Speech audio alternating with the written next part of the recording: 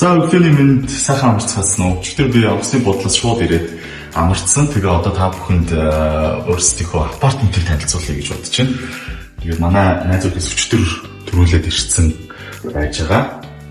Тэгээд одоо бид нэр гадагшаа гарах гэж байгаа учраас байр маань жоохон замбраагүй байж магадгүй уучлаарай. Гэхдээ юм бол байглаараа сайхан гэж боддtiin. Манай өрөө хальт харуулчихв. Эхлээ замбраагүй байгаа шүү, уучлаарай. За тэгээд тийшээгээ том мөрөдөө.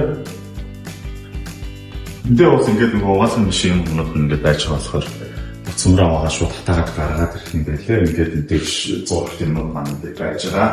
Эндээ хацтай. Тэгээд манай хоёр өчтөр төрүүлээд ирсэн болохоор бас хөргөгчөө дүүргэж мөргээд биднийг бас аюул сайхан угтж авсан.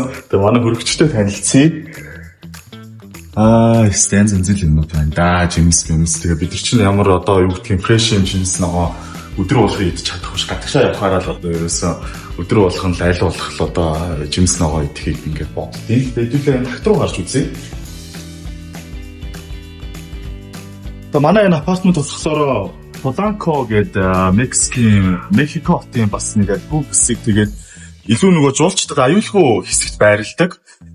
Тэгээд мэдээж одоо юу гэдгийг Мексик бол одоо нөгөө гэмт хэрэг гаралт энэ төр өндөр болохоор айл болох юм жуулчдын нэг 2-3 хэсэг байд юм байлээ. Энэ хэсгүүдэд л одоо зөвшт буудалч юм уу юмнуудаа аваарай гэж хүмүүс маш их зөвлөж ирсэн. Тэгээ өнөөдөр бол бүтэн сая өдөр бид нар амарчин Марашаас эхлээд Мисс Юниверсити тэмцээний бас үндэсний захирлуудын уулзалт гээд олон үйл ажиллагаанууд хүлээж байгаа. Тэгээ нэг зүйлийг бас хэлэхэд ерөөсөө яг Мексик руу ирэхэд энд ижижсэн хүмүүс болоод энд амьдарч байгаа монголчууд нэг л юм зөвлөж ирсэн.